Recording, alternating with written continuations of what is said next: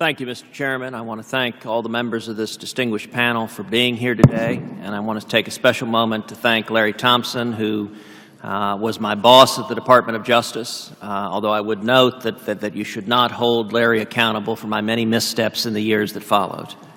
I want to start, Mr. Cole, by addressing your testimony. And I would note that the ACLU, I have worked alongside the ACLU on any number of issues here in the Senate, including we've worked alongside each other on issues of indefinite detention. We worked on the same side concerning the USA Patriot Act.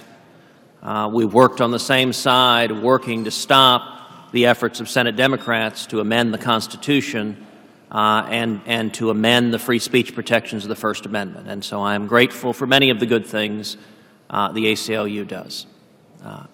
You're a professor at Georgetown.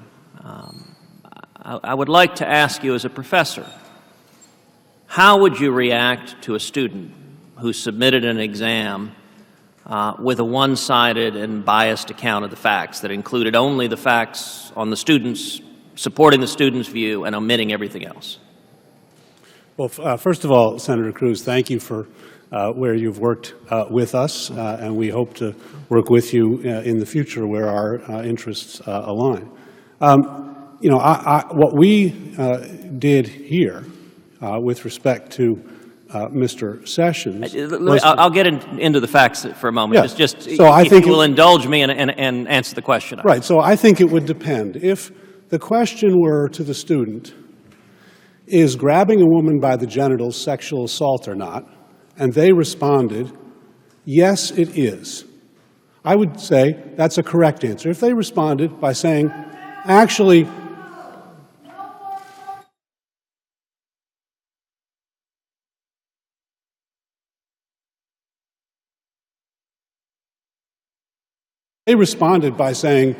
no, I wouldn't characterize grabbing a woman by her genitals as sexual assault. I think that's a stretch, as Mr. Sessions Cole, did. I think then I would say that's not a good answer. We'll get into the facts and substance in a moment. I think I'm on firm ground observing that if you had a student who presented a one-sided and biased answer, you would grade them very poorly. I would also note you and I are both Supreme Court litigators. And any court would not look kindly at a litigant who omitted any facts or law that were to the contrary. Would you agree with that, that if you file a Supreme Court brief or do an oral argument and the case law that's against you, the facts that are against you, you just stick your head in the sand and ignore? That doesn't tend to be looked on too kindly by the Supreme Court or by any court? No, I think you have to address the questions that are presented by the case, as I think we did with respect to... Okay, good. Well, then let's get into the facts. You blasted, and I'll note that your testimony, I have to say your testimony, both written and oral, is disappointing to me. You characterized it as, quote, strictly nonpartisan. And yet you blasted Senator Sessions for prosecuting African-American civil rights leaders as a U.S. attorney in the 1980s. And insinuating that doing so somehow made him a racist. And yet, you did not mention in your written or oral testimony the fact that the complaints asking him to do so were brought by African-American citizens who felt that their votes were being abused and stolen. And indeed, I'd like to read a quote from LaVon Phillips, who's an African-American investigator for the Perry County District Attorney's Office, who said there was an ongoing, quote, black-on-black power struggle in Perry County. In 1982, the office received numerous complaints from incumbent black candidates and black voters that absentee ballot applications were being mailed to citizens' homes without their request. People were going to the polls trying to vote. They were told that they had already voted absentee when they did not.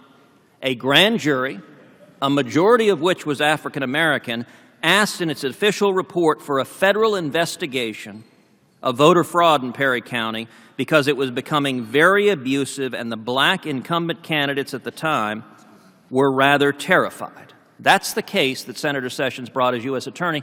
And my question to you, Mr. Cole, is in your written and oral testimony, why did you omit the fact that the complaint came from African-American citizens, from elected African-American incumbent politicians, and the indictment came from a grand jury that was a majority African-American. Why did you omit those facts? Well, I don't think I intentionally omitted those facts, Senator Cruz. What I did was to express our concerns about several aspects of that case, namely that Senator Sessions, as the U.S. Attorney, investigated only counties, not just Perry County, but only counties where black votes had gone up, not where white votes had gone up, but only where black votes had gone up, number one. Number two, that he had conducted the investigation in an extremely intrusive way, addressing black voters at their homes, asking them how they voted, why they voted, etc. Number three, that he took the position, the legal position, that advising somebody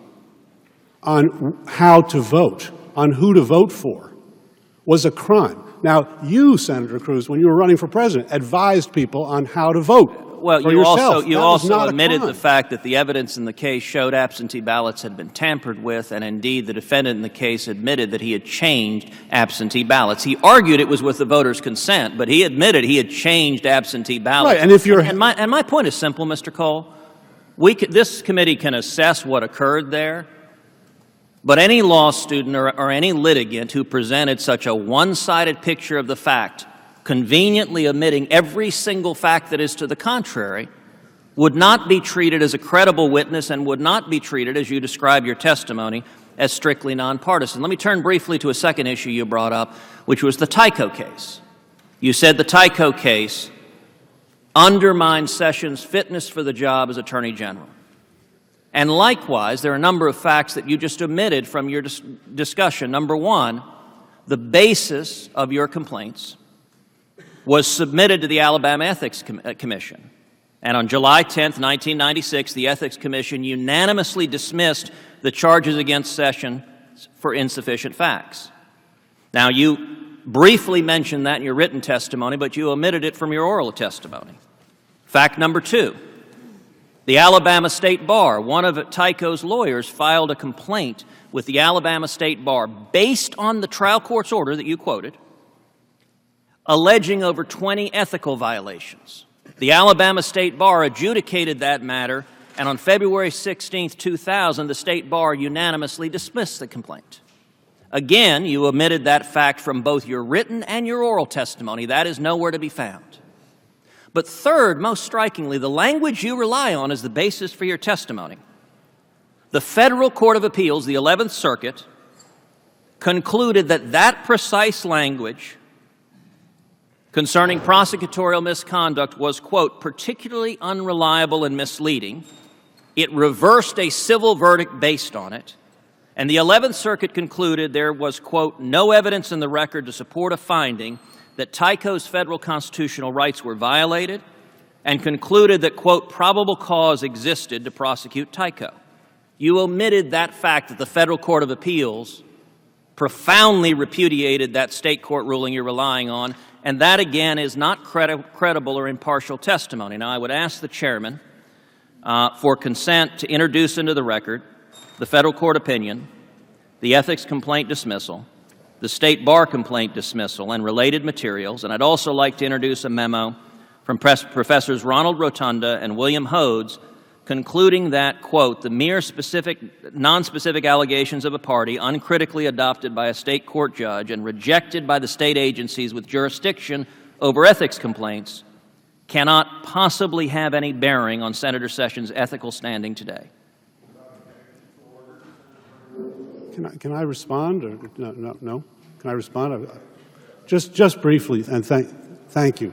First of all, I did not omit that the Ethics Commission concluded that there was not an ethics violation, but that was a year before the case was dismissed for rampant prosecutorial misconduct. Second, I did not omit the fact that the 11th Circuit reversed a lower court decision for introducing that district court, that trial court opinion. I addressed it, and I explained that that 11th Circuit decision in no way questioned the factual validity of the trial court's findings that Senator Sessions' office engaged in the worst misconduct that he had ever witnessed. What the court held was that because it was hearsay, because it was hearsay, and therefore the defendants weren't able to cross-examine the information, and because it was very prejudicial, it was improperly introduced. But the court did not have before it any facts that would allow it to assess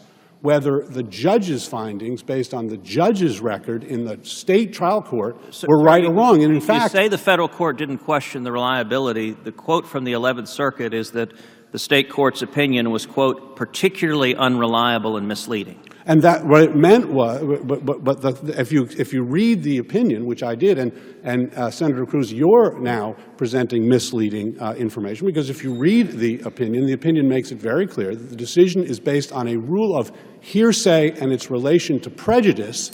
In the abstract, it's a legal ruling. It is not a factual determination in any way, shape, or form.